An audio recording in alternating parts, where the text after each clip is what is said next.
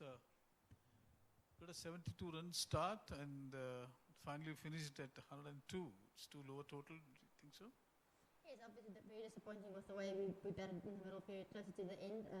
I think we had a brilliant start with Nene and the way she attacked the bowlers quite early on. The wicket did get low and slow, and I don't think we adapted today quickly enough to the conditions to get ourselves into good positions to still score boundaries in that middle period. So unfortunately we were definitely about 20 to 30 runs short on this wicket today. Did you think of giving Shabnim Ismail a straight 4-over spell? You know, probably, do you think that things could have been different? Yes, it's definitely something that went through the mind, but we also wanted to still, you can't go all out up front, and we know Shabnim is also quite, in the past she's been very successful when Meg came in, so we still wanted to keep a few overs for when Meg comes into bat, so that was at the end the reason why we didn't bowl up front all our overs out. Was your decision to field first influenced by the surface or just influenced by Australia's strong batting? No, I think we watched the game the other night and we just thought that the conditions usually tend to get lower and slower back at the end. So if ideally we would have liked to bat first. Obviously, if you had the runs on the board, it's a lot easier for the bowlers to come in and defend. 103 on the board is never going to be an easy task for the bowlers. I think they did brilliantly to take it as far as they did, but unfortunately, just at the end of the day, we didn't play the best cricket we should have today. At 9 for 3, do you think there was anything else that you could have done? Probably because it was a real chance at that stage. Yes, I think it always is. Unfortunately, in these type of match scenarios, sometimes you get into a good position and then it kind of slips away. And I do think that's probably the experience from Australia just shown again, the way Blackwell and Meg kept the innings together. I think they're both very experienced players and they did extremely well. There's maybe here and there, obviously, room for improvement in a few areas where we could have done better. But at the end of the day, unfortunately, just didn't go away today. Both teams played 3 specialist spinners, but in the end it was the fast bowlers who came away with the wickets. Speaking for your side, do you think the side composition should have been different in hindsight? No, I definitely think it's always nice. We've got a very long bowling attack, and it's always nice to have the option with spin. Obviously, when we started bowling, we saw that the ball kind of kept low, and it did benefit our seam bowlers more. So we decided to continue with that, because we know a few of their batters like spin. So. Obviously, I don't think hindsight is a perfect sight. So to try and say now, yes, maybe we should have changed, maybe played an extra batter or bowler, it's not going to make a difference at the moment, though. The toughest match is out of the way. Still a good chance for you to repeat last year's 2014's performance by winning the next 3. Yes, definitely. I think, like I said, it's maybe not the ideal start, but it's not about how you start, it's about how you finish. So it's definitely still a lot of cricket to be played in this World Cup, and hopefully we can still change things around and get all the way to the semis and to the finals. After 72 runs, Australia took 4 good catches in different positions. Do you think that actually choked the supply run supply? Yes, definitely. They were brilliant in the field, and I think it's moments of brilliance that can take the game away from the opposition, and they did do well to take all their chances today. Thank you.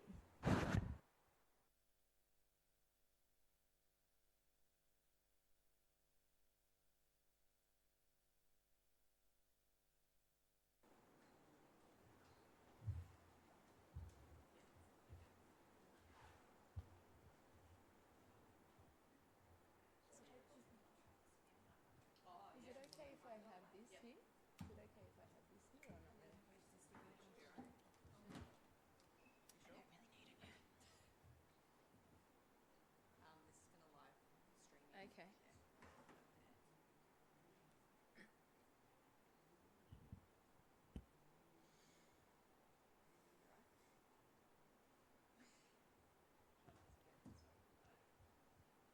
Hi Alex, congrats on the win today. Tell us about that spell that those 2 overs that Shabnim bowled.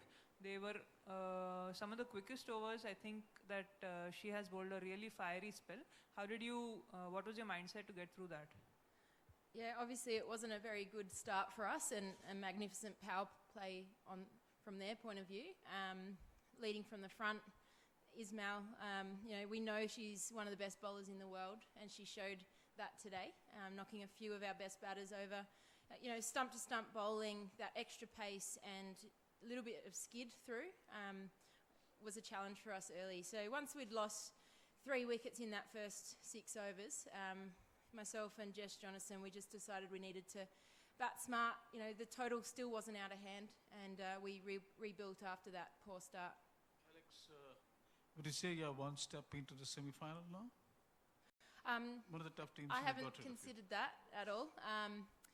We know we have to start well, and you know, in past tournaments, even though we've gone on to win, we've actually not always started particularly well, and we don't want to drop any match. We know every opponent we come up against, whether it be South Africa, of course New Zealand, they've had a great run against us lately, Sri Lanka, even Ireland pushed us when we played them over there. So we're in a tough pool. We have to concentrate every time we go out there and make sure that we don't look too far ahead. Do you think the 4 catches you took after the opening stand, 72 runs, that made a big difference today to restrict them to 1 out? Yeah, I was impressed with our catching today. A couple of really tough chances, even from our substitute, Sarah Coit. She took a magnificent catch there at point. So I think that did help us get over the line today and stem the flow of runs. I think as well, like our bowling attack, we've got such variation and so many options. I had to lead the team out there today, and it's a challenge with so many very good options to go to. But I think Kristen Beams was particularly good at stemming that flow of runs after the power play. With Meg Lanning not scheduled to bat up to a certain stage, was there any pressure on you at all after that kind of a blow at the start with 9 for 3? Yeah, look, I was hopeful that Meg wouldn't have to bat. She was a little unwell today, but the way she came out and just killed the game off, really. You know, 30 off 19 balls. You know, it made the dressing room relax. I think when myself and Jess Jonathan were out there, and we were in control of the match, but it was still a runner ball, and we were looking for those big overs. We knew they would come. Jess hit a couple of good boundaries, and we got a big over against their leg spinner. And we knew that was going to make the difference. So just keep a cool head and, you know, wait for those opportunities to go big in a boundary, in an over. You look at the scorecard and you'll say it's a 6-wicket win. But would you believe that you were run a lot closer than you expected before the start of the game? We had to fight really hard for this win. So I think you're right in that assessment. We've won by 6 wickets, but we've been pushed. And we'll go away from this match and look for ways to improve. I think overall to keep them to just over 100 runs is a very impressive effort. And obviously, you know, we struggled a little with the bat early against some quality bowling. So, you know, credit to them for pushing us. And it's nice to get over the line, finish not out at the end with Meg, who played a magnificent innings for us. Until the point in time Meg came into bat in a 53 for 3 or 4, Australia seemed to be struggling, but thereafter it seemed to be a completely different ball game. Everything looked so easy for both of you, isn't it? Yeah, look, I think we capitalised on a little bit of width that they gave us later in the innings. They gave us no width early, but Meg, you just can't bowl outside off to her. She's so powerful through point. And for me, I started to relocate in my crease and put more pressure on the bowlers and create options for myself. And, you know, I didn't think I needed to take those risks too early.